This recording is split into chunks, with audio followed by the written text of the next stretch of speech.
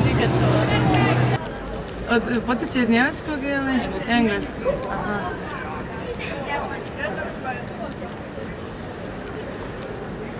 Nemam ideje, neki odjevni predmet ili nešto. Blizu, da.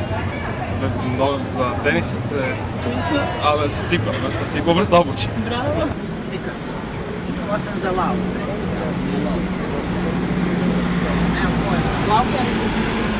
To su uglavnom djevojke, cure, žene, koje vole trčat okolo. Ne znam je li to isto koje lauferice. Lauferice? Ne, nisam čuo nikad za lauferice. Nekad cipele pretpostavljam ili nešto tako. Lauferice, ne. Pojma nam, ne znam se. Možda nekakve bile videnjaci. Neke tako možda.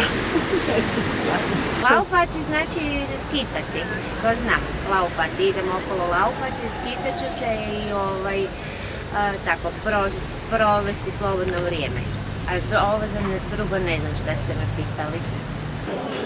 Ne znam. Ne asocira me baš na ništa. Traperice neke, hlače.